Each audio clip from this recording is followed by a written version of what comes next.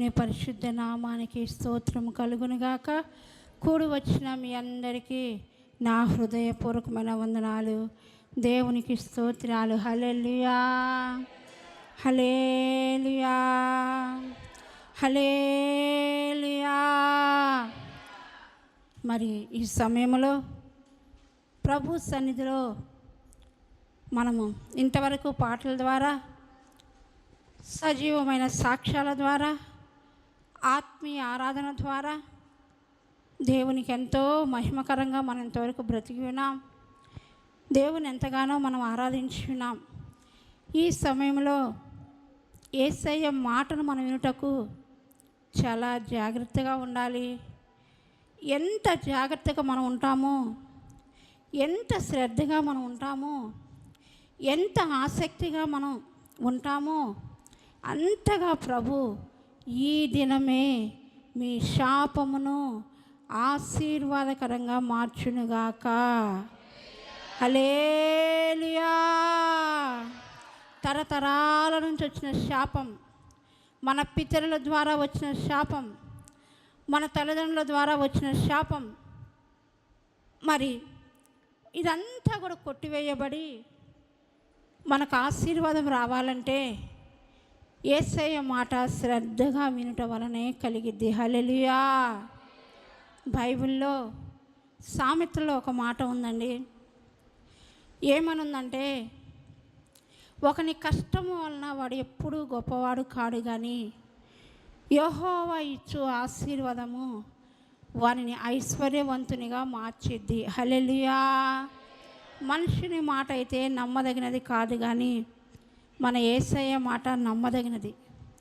మన చరిత్ర మారాలన్నా, మన జీవిత పరిస్థితి మారాలన్నా, మన శాపము కొట్టివేయబడాలన్నా, మనము భూలోకంలో ఆశీర్వాదకరంగా ఉండాలన్నా, మన కుటుంబం ఒక చిన్న పరలోకంగా ఉండాలన్నా, ఆ నిత్య రాజ్యానికి మనం అడుగు పెట్టాలన్నా యేసయ్య మాట వినుట ద్వారానే ఈ ఆశీర్వాదాలన్నీ మనకు కలుగుతాయి. హల్లెలూయా. బైబిల్లో యేసుక్రీస్తు ఉపమానము లేకుండా ఎక్కడ కూడా వాక్యం చెప్పినట్లు వ్రాయబడలేదు. కొత్త నిబంధన గ్రంథంలో మత్తయి, మార్కు, లూకా, యోహాను ఇవన్నీ మనం చూసినట్లయితే దేవుడు యేసుక్రీస్తు ఒక మనిషితో మాట్లాడాలన్నా, ఒక వ్యక్తితో మాట్లాడాలన్నా, యేసయ్య మరి పరిశుద్ధ గ్రంథంలో పరిశుద్ధమైన మాటలు బోధించాలన్నా మొదటిగా ఉపమానము చెప్పి తర్వాత యేసయ్య దేవుని మాటలు చెప్తూ ఉండేవాడు. హల్లెలూయా. ఎందుకంటే డైరెక్ట్గా దేవుని మాటలు చెప్పటం వలన కొంతమందికి అర్థం కాకపోవచ్చు. అదే ఉపమాన రీతిగా చెప్పుకుంటూ వస్తే ప్రతి ఒక్కరికి కూడా యేసయ్య మాట అర్థమైద్దని యేసయ్య ఉపమానము లేకుండా ఎక్కడనూ బోధించినట్లుగా ఈ సువార్త పాఠాలలో లేదు. అయితే ఈ సమయంలో కూడా యేసయ్య ఒక విషయాన్ని మనతో చెప్తూ ఉన్నాడు. పరలోక రాజ్యానికి మనం వెళ్ళాలంటే, పరలోక రాజ్యపు మెట్లు మనం ఎక్కాలంటే, ఆ సింహాసనం ఎదుట మనం కూర్చోవాలంటే, ఆ 1000 ఏళ్ల పరిపాలనలో మనం ఉండాలంటే, నీతి సూర్యుడగు యేసయ్య పక్షాన మనం కూర్చోవాలంటే, ఇవన్నీ చేయాలంటే మొదటిగా మనము సింహాసనానికి 7 మెట్లు ఉంటవి. 7 మెట్లు పరిపూర్ణంగా ఎక్కుట ద్వారా మనం సింహాసనాన్ని చేరగలుగుతాం. హల్లెలూయా. సింహాసనం చేరినాక అప్పుడు పరలోక రాజ్యం సింహాసనం ఉండేది కాబట్టి పరలోక రాజ్యానికి మనల్ని ఆయన చేర్చుకుంటాడు. అయితే యేసయ్య పరలోక రాజ్యం గురించి ఒక ఉపమానం తన శిష్యులతో చెప్పుకుంటూ వస్తూ ఉన్నాడు. శిష్యులు, యేసుక్రీస్తు, వీరిద్దరి సంభాషణ, వీరిద్దరి ఆలోచన, వీరిద్దరి మాటలు ఒక గదిలో జరుగుతూ ఉన్నవి. ఒక స్థలములో, ఒక ఇంటిలో వీళ్ళిద్దరు కలిసి సంభాషించుకుంటూ ఉన్నారు. శిష్యులు కొన్ని ప్రశ్నలు అడుగుతున్నారు. యేసుక్రీస్తు ఆ ప్రశ్నలకి సమాధానం చెప్తూ ఉన్నాడు. అయితే పరలోక రాజ్యాన్ని గురించి ఆయన ఒక ఉపమానం చెప్పుట ద్వారా అది శిష్యులకు అర్థం కాల. అర్థం కాలేదు కనుక యేసుక్రీస్తుని ప్రత్యేకించి ఒంటరిగా ఉన్న సమయంలో, ఏకాంతముగా ఉన్న సమయంలో యేసయ్య దగ్గరికి వెళ్ళి, అయ్యా నువ్వు చెప్పిన ఉపమానం మాకు అర్థం కాలేదయ్యా, మాకు దానిని విడమర్చి చెప్పయ్యా అని నేను చెప్పని అడుగుతూ ఉన్నారు. చూడండి, పరిశుద్ధ గ్రంథంలో ఆలోచించండి.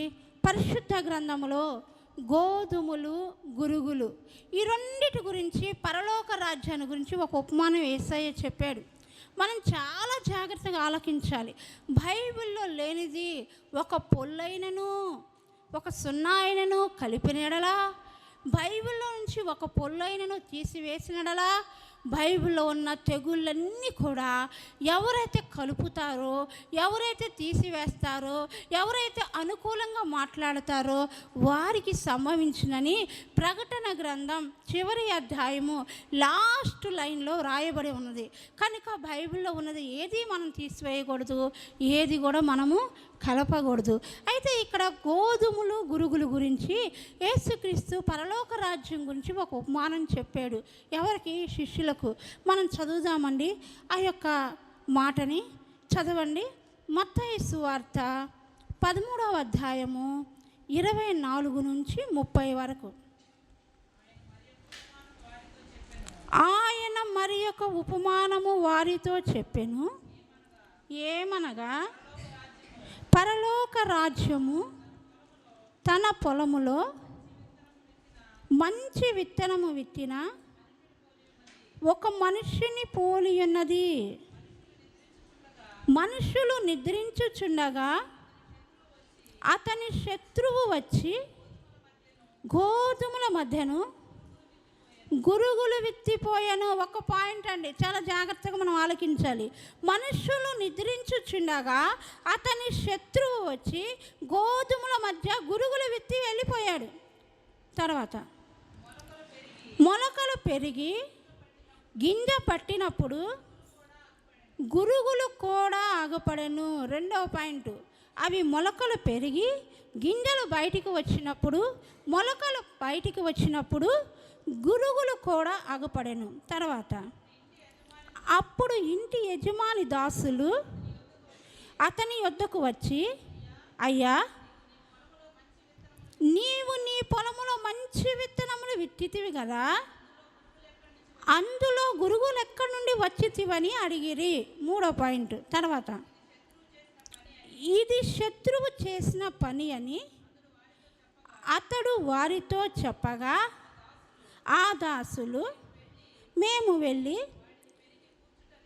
వాటిని పెరికి కూర్చుట నీకు ఇష్టమా అని అడిగిరి. ఇది 4వ పాయింట్. తర్వాత అందుకతడు, వద్దు, గురుగులని పెరుగుచుండగా వాటితో కూడా ఒకవేళ గోధుమలను పెళ్ళగింతురు, కోతకాలము వరకు వెంటిని కలిసి ఎదుగునియుడి, కోతకాలమందు గురుగులను ముందుగా కూర్చి వాటిని కాల్చివేయుటకు కట్టలు కట్టి గోధుమలు నా కొట్టులో చేర్చి పెట్టుడని కోతగాండ్రతో చెప్పుదున నేను. హల్లెలూయా.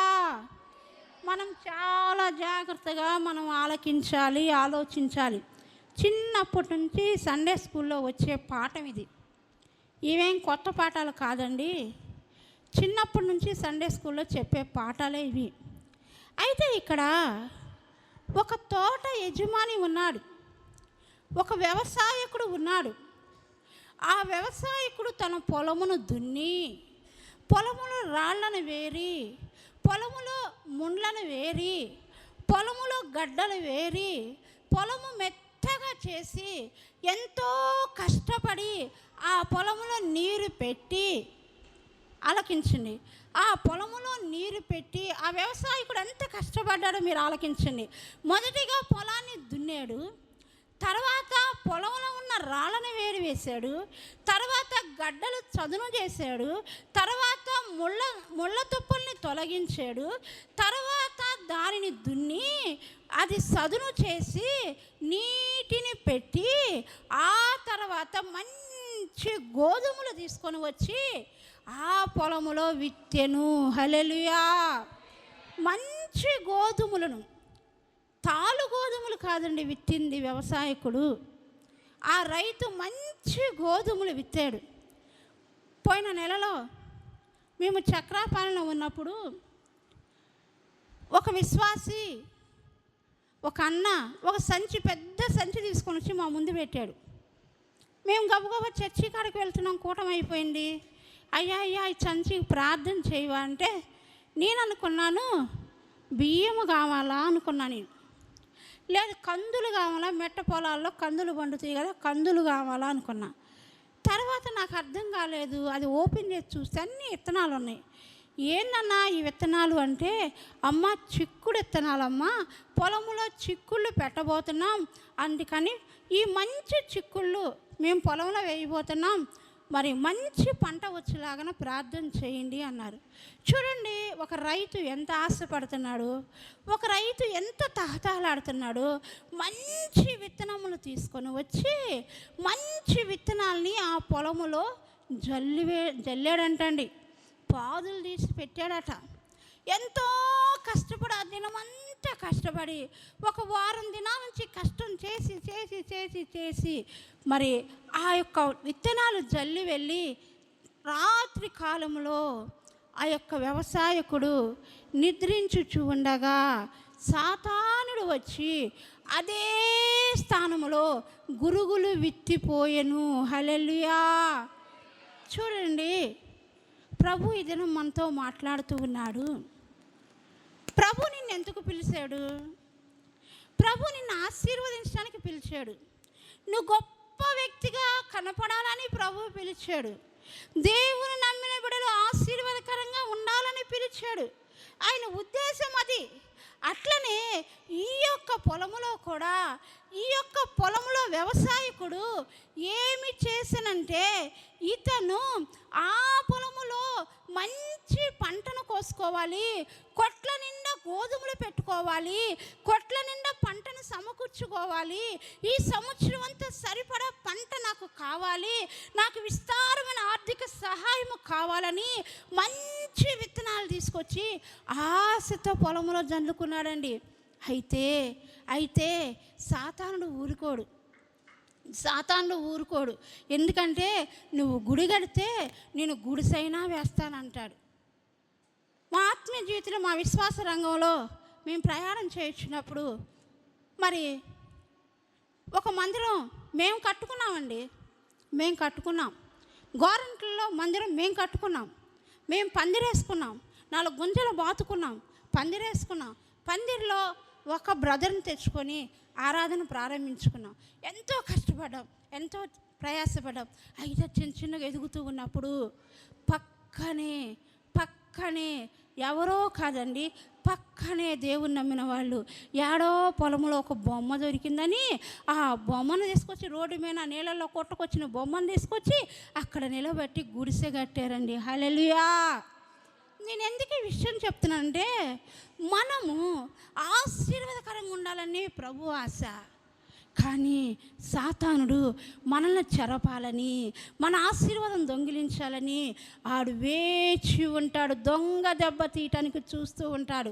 అట్లనే ఈ సాతానుడు మనుషులు నిద్రించుతున్న సమయాలలో వచ్చి గురుగులు విత్తిపోయెను. హల్లెలూయా. 3 రోజులకు మొలకలు వచ్చినాయండి.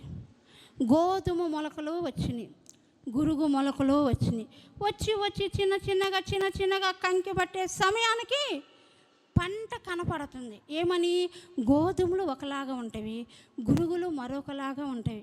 మీరు చూసారో లేదో, సేమ్ గురుగులు కూడా కొంచెం రౌండ్ షేప్లో ఉంటాయి, కానీ గోధుమల్లాగే ఉంటాయి గురుగులు కూడా. 2 వచ్చినాయి. వచ్చినప్పుడు ఈ యొక్క వ్యవసాయం చేసే దగ్గర శిష్యులు పొలంలోకి వెళ్ళి చూసినప్పుడు గురుగులు కూడా మొలిచి ఉన్నవి. అటు గోధుమలు మొలిచి ఉన్నవి, ఇటు గురుగులు మొలిచి ఉన్నాయి. అటు గోధుమ పంటకి కంకె పట్టింది, ఇటు గురుగు పంటకి కంకె పట్టింది. ఇలా ఆశ్చర్యపోతున్నాడు. మన వ్యవసాయకుడు, మన రైతు మంచి గోధుమలు, తాలు లేని గోధుమలు, మంచి గోధుమలు తీసుకొచ్చి వేసాడు కదా, మరి ఇవి ఎక్కడవి? ఈ గురుగులు ఎక్కడి నుంచి వచ్చినాయి? ఆ గోధుమలో జల్లెడ పెట్టాము, మరి దాంట్లో ఉన్న మట్టి పెళ్ళ వేరేసాము, రాళ్ళను వేరేసాము, చెరిగాము, చాట పట్టుకొని తూర్పార పోసాము. ఇన్ని చేసి మంచి గోధుమలు తీసుకొని వచ్చి పొలంలో వేస్తే గురుగులు ఎక్కడవని అర్థం కాక ఆలు వెళ్ళి ఆయన యొద్దకు వెళ్ళి అడుగుతాడు.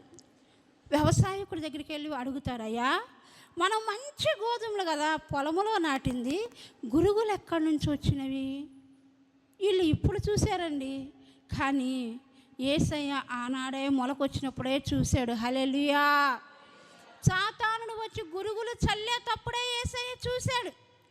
అప్పుడు యేసయ్య అంటాడు, ఒరే బాబు, మీరు అటు జోలికి వెళ్ళబాకండ్రా, అది సాతానుడు చేసిన పనిరా, అవి కూడా పెరగనివ్వండి అని అన్నప్పుడు, లేదు లేదు, మేము వెళ్ళి వాటిని పెరికి వేస్తాము, గోధుమల్ని పెరగనిస్తాము, గురుగుల్ని పెరికి వేస్తాము అన్నప్పుడు ఆయన అంటాడు, ఒరే గురుగుల్ని మీరు పెరికి వేశారనుకో, పొరపాటున గోధుమ వేళ్ళు కూడా వచ్చేస్తే, పొరపాటున గోధుమలు కూడా కదిలించబడితే 2 పంటలు నాశనం అవుతాయి. కనుక ఆ పంట కోతకాలం వచ్చేంత వరకు పెరగనివ్వండి. కోతకాలం వచ్చిన తర్వాత కోత కోయి చేను వారితో నేను చెప్తాను, గోధుమలను వేరు చేయండి, గురుగులను వేరు చేయండి, గురుగులు తీసుకెళ్ళి అగ్నిలో కాల్చివేయండి, గోధుమలు నా కొట్టులో సమకూర్చండి అని చెప్తాను అని శిష్యులతో చెప్తాడు. హల్లెలూయా. చూడండి, మనం ఆలోచిద్దాం. మన యేసయ్య నమ్మదగిన వాడు. గోధుమలకి గురుగులకి సమృద్ధిగా నీళ్లు పెట్టాడు, గోధుమలకి గురుగులకి పిండేశాడు, గోధుమలకి గురుగులకి కలిసి ఎరువేశాడు. అన్నీ కలిసి చేస్తూనే ఉన్నాడు. ఎందుకంటే వాటిని వేరు చేయలేరు కాబట్టి. అయితే ఒక కాలం వచ్చేది, కోత కాలం వచ్చినప్పుడు అవి వేరు చేయబడతాయి, గోధుమలు కొట్లో దాచబడతాయి, గురుగులు అగ్నిలో కాల్చబడతాయి అని చెప్పని చెప్తూ వచ్చాడు యేసయ్య ఉపమాన రీతిగా. అయితే పరిశుద్ధ గ్రంథం చెప్తూ ఉంది, ఆలోచించండి. కొంతమంది నాతో చాలామంది అన్న ప్రశ్న ఏమిటంటే, ఏమన్నారంటే, అక్క మేము ఇంతగా కష్టపడి భక్తి చేస్తూ ఉన్నాం, ఇంతగా మేము ఆశీర్వాదకరంగా ఉండాలని ఆశపడుతూ ఉన్నాం, కానీ భక్తి చేయని వాళ్ళు ఒకలాగే ఉన్నారు, భక్తి చేసిన మేము ఒకలాగే ఉన్నాం, పాపము చేసిన వాళ్ళు ఒకలాగే ఉన్నారు, పాపము చేయకుండా పవిత్రంగా బ్రతికే మేము ఒకలాగే ఉన్నాం. చూడండి, దేవుని వెరగకుండా ఉన్న ప్రజలు ఒకలాగే ఉన్నారు, దేవుని గుర్తెరిగి దేవుని కొరకు ప్రతిష్ఠించబడ్డ మేము ఒకలాగే ఉన్నాం. కారణం ఏమిటి? అప్పుడు నాకు ఒక ఆలోచన వచ్చింది. నిజమే కదా, నేను ఒకటే చెప్పామా, మంచు పడిందంటే మంచు మంచి వాళ్ళ మీద పడిద్ది, చెడ్డవారి మీద పడిద్ది. వర్షము పడిందంటే మంచివారి మీద పడిద్ది, చెడ్డవారి మీద పడిద్ది. అదేవిధంగా సూర్యుడు కిరణాలు పడతని అంటే భూమి మీద మంచివారి మీద పడతవి, చెడ్డవారి మీద పడతవి. ఏ భేదము లేకుండా తీర్పు దినం వరకు దేవుడు ఎదగనిస్తాడు, తీర్పు దినం వరకు దేవుడు ఆశీర్వదిస్తాడు, తీర్పు దినం వరకు దేవుడు జ్ఞాపకం చేసుకుంటాడు, తీర్పు దినం వరకు జాగ్రత్తగా ఎదగనిస్తాడు, ఆశీర్వదిస్తాడు.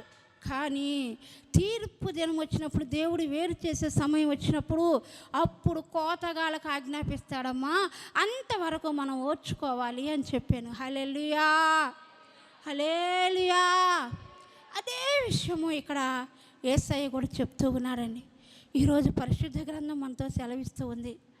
ఎందరో అంటూ ఉంటారు, అబద్ధాలు అడిగేవాళ్ళు గొప్పగా ఆశీర్వదించబడుతున్నారు, మేము సరిగా ఆశీర్వదించబడతలేదని. అయితే ఒక కాలం ఉంది, త్వరపడకూడదు. ఒక కాలం ఉంది, వేరు చేసే కాలము, గోధుమలు గురుగుల్ని వేరు చేసే కాలం ఉంది. ఆ కాలము దాకా మన ఓర్పుతోటి సహనంతో ఓర్చుకున్నట్లయితే ఖచ్చితంగా ప్రభు మనకి నిత్య రాజ్యాన్ని ఇస్తాడు. హల్లెలూయా. అయితే పరిశుద్ధ గ్రంథములో నేను బాగా ఆలోచించినట్లయితే భక్తులు ఎవరు చూస్తున్నా దేవునికి నైవేద్య బలి అర్పించాలన్నా, దహన బలి అర్పించాలన్నా, పిండిని పిసకాలన్నా, పిండిని కలపాలన్నా, బలిపీఠం మీదకు తీసుకొని రావాలన్నా గోధుమ పిండినే వాడేరండి. జొన్న పిండిని వాడలేదు, లేకుంటే మొక్కజొన్న పిండిని వాడలేదు, బియ్యపు పిండిని వాడలేదు, ఇంకొక పిండిని వాడలేదు, కానీ గోధుమ పిండిని వాడేవారు. కారణం ఏమిటంటే గోధుమలకి తగ్గింపు స్వభావము, తగ్గించుకునే మనసు గోధుమలకు కలిగి ఉంది. హల్లెలూయా అని ఎలా చెప్పగలుగుతారక్క అంటే, గోధుమలు వేసిన పంటలోకి వెళ్ళి చూడండి. గోధుమ కంకి వచ్చినప్పుడు, గోధుమ కంకిలో గింజలు పడుతూ ఉన్నప్పుడు ఆటోమేటిక్గా గోధుమ కంకి వంగిపోయిద్దండి, కిందకి నేలను చూసిద్ది, కిందకు వంగిపోయిద్ది. అయితే గురుగు కంకి అయితే నిటారుగా నిలబడిద్ది. హల్లెలూయా. గోధుమల కంకికి తగ్గించుకునే స్వభావం ఉంది. దేవుని సన్నిధిలో ఎంతగా తగ్గించబడతానో దేవుణ్ణి అంతగా నన్ను ఆశీర్వదిస్తాడని గోధుమలకి తగ్గింపు స్వభావం ఉంది.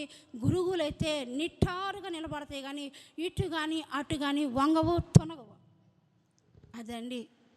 కనుక పరిశుద్ధ గ్రంథంలో మన భక్తులు బలి అర్పణలకైనా, రొట్టెలు చేయటానికైనా, పిండి పదార్థాలకైనా ఏదైనా గోధుమనే వాడతారు. హల్లెలూయా. అయితే ఈరోజు పరిశుద్ధ గ్రంథం మనతో చెప్తూ ఉంది. మనతో ఏం చెప్తుందంటే పరిశుద్ధ గ్రంథం, గోధుమలు ఆలోచించండి. గోధుమలు ఎవరిని పోల్చారు, గురుగులు ఎవరికి పోల్చాడు? ఈ రెండు మనం అర్థం చేసుకోవాలి. గోధుమలు ఎవరికి పోల్చారు, ఎవరిని ఉద్దేశించి మాట్లాడాడు యేసయ్య? గురుగులు ఎవరిని ఉద్దేశించి మాట్లాడాడు? నేను ఒక విషయాన్ని మీకు చెప్తూ ఉంటాను. గోధుమలు, గురుగులు ఈ రెండింటి గురించి ఈరోజు పరిశుద్ధ గ్రంథం మనతో సెలవిస్తూ ఉంది. మరి ఈ యొక్క గోధుమలు ఎక్కడ పెరుగుతున్నవి, గురుగులు ఏ స్థలంలో పెరుగుతున్నవి అనేది మనం ఆలోచించుకున్నట్లయితే చదవండి. మొదటి సమూయేలు గ్రంథం 2వ అధ్యాయం 21వ వచనం.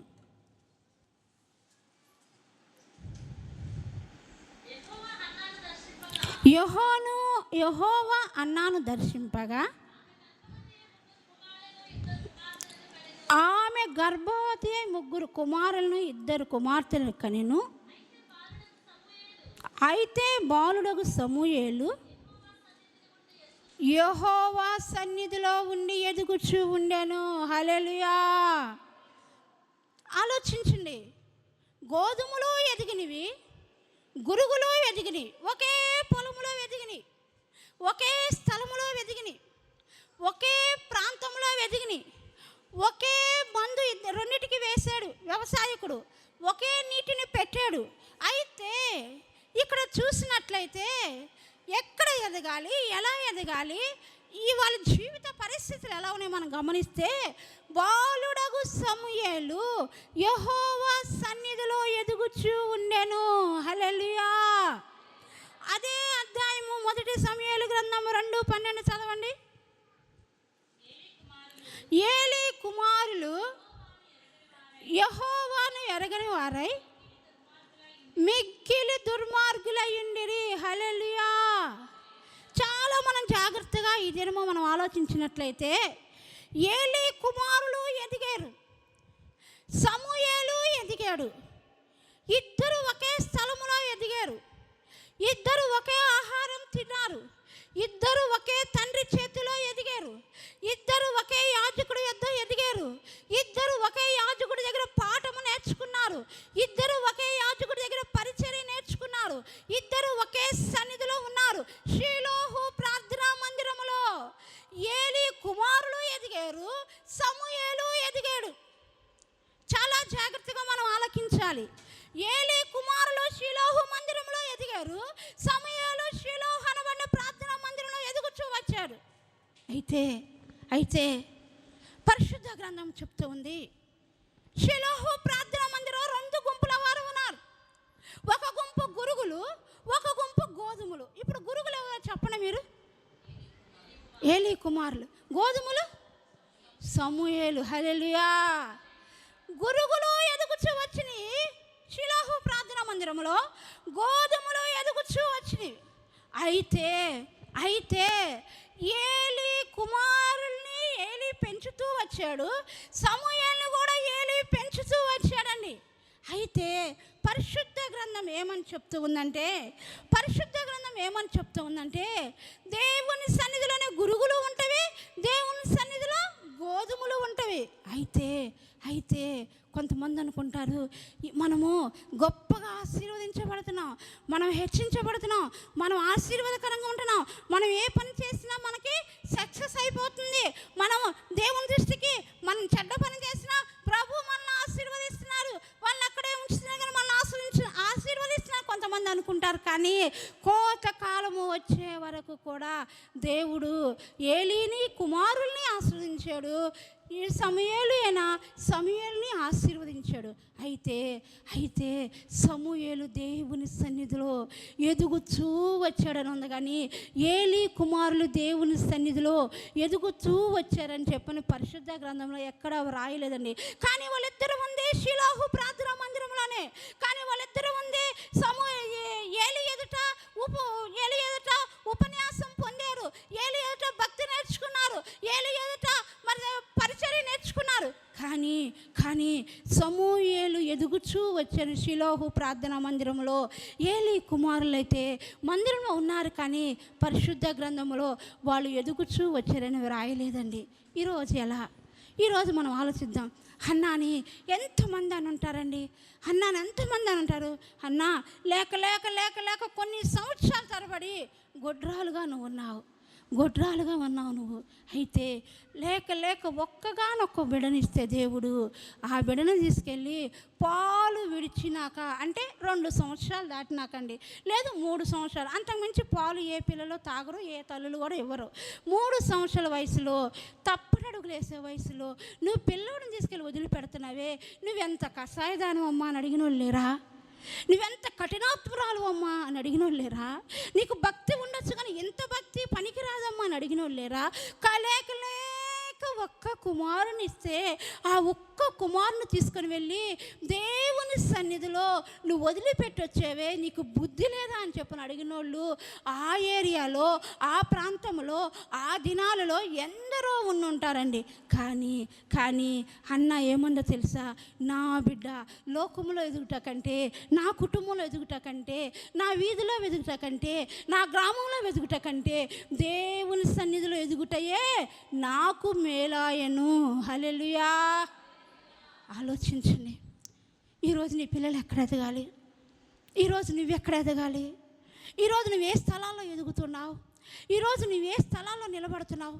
నిలబడే స్థలాలు ఉంటవి, నిలబడిన స్థలాలు ఉంటవి, ఎదిగే స్థలాలు ఉంటవి, ఎదగని స్థలాల్లో ఉంటాయి. ముళ్ళ పొదల్లో ఎదుగుతున్నావా, లేకుంటే మంచి నేలను ఎదుగుతున్నావా? ఆలోచించు. ఈరోజు హన్నావలే నీ బిడ్డలు దేవుని సన్నిధిలో ఎదిగినట్లయితే, నీవు దేవుని సన్నిధిలో ఎదిగినట్లయితే నిశ్చయముగా సమూయేలుని ఆశీర్వదించిన దేవుడు నిన్ను నీ బిడ్డల్ని ఆశీర్వదించునుగాక. హల్లెలూయా. ఆలోచించండి, ఈ లోకంలో దేవుని దయ ఉండాలండి, దేవుని కృప ఉండాలి, దేవుని కాపుదల ఉండాలి. ఆయన ప్రణాళిక మన పట్ల నెరవేర్చబడాలంటే మనం ఒదిగి ప్రభు సన్నిధిలో ఎదుగుతూ ఉండాలి. హల్లెలూయా. అలాగనే దేవుని సన్నిధిలో సమూయేలు ఎదుగుతూ వచ్చాడని. అయితే సమూయేలు ఎదిగాడు, కానీ ఏలీ కుమారులు కొంతకాలం అయిన తర్వాత యుద్ధములో ఫినీహాసు, ఇంకొక వ్యక్తి పేరు చూడండి,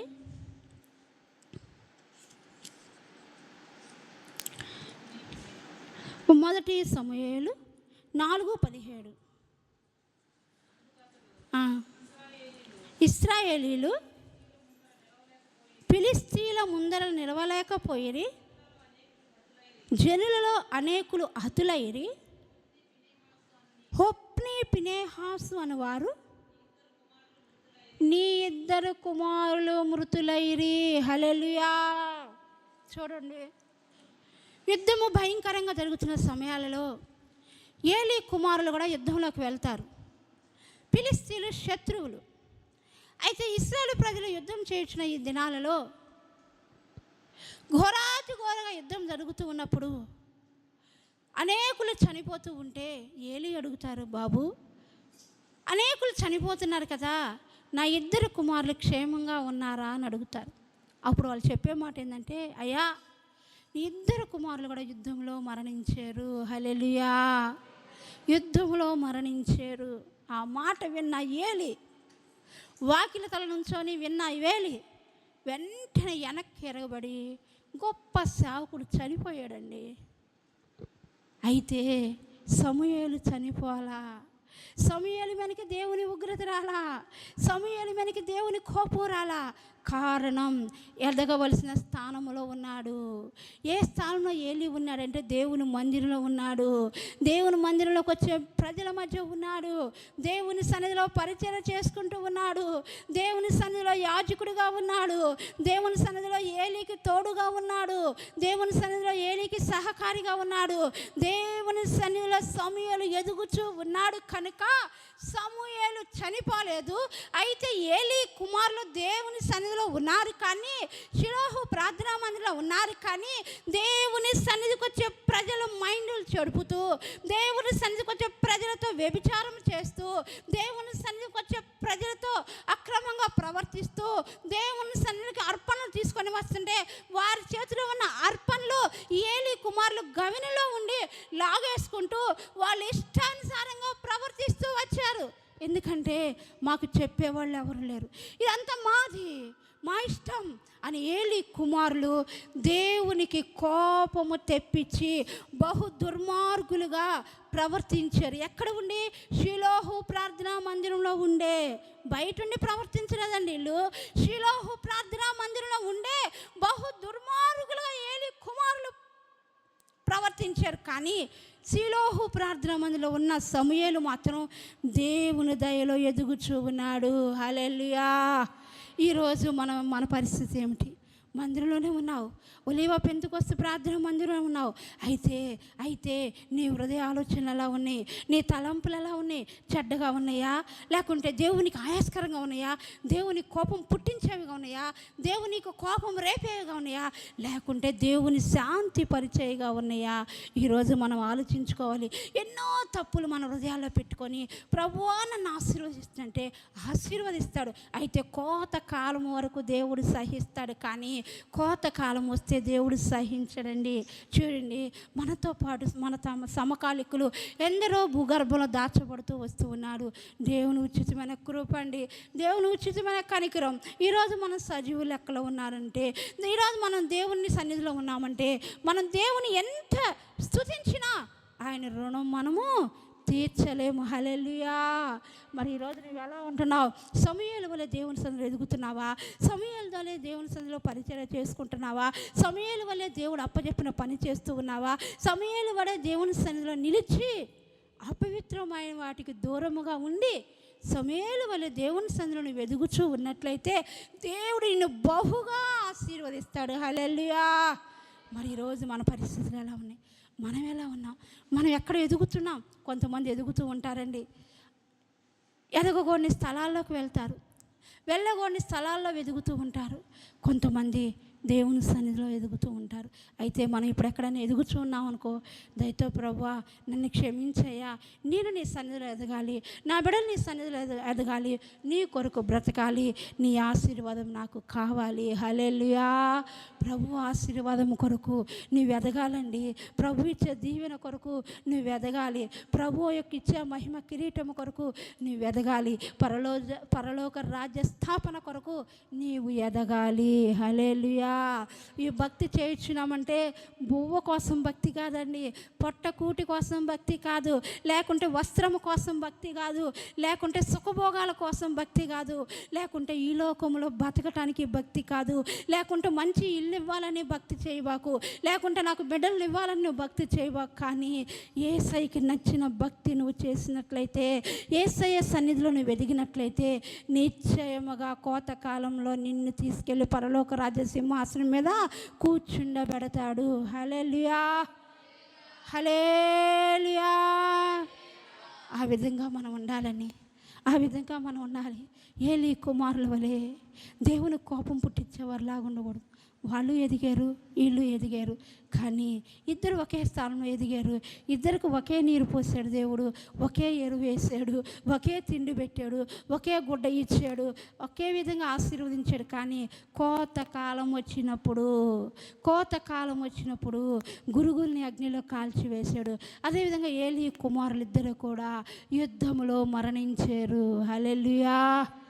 మరి ఈరోజు ప్రభు నిన్ను కాపాడాలంటే, ప్రభు నిన్ను ఆశీర్వదించాలంటే నువ్వు దేవుని సన్నిధిలో వెదగాలండి. నువ్వు దేవుని సన్నిధిలో వెదగాలి. దేవుని సన్నిధిలో నువ్వు ఆశీర్వాదకరంగా ఉండాలి.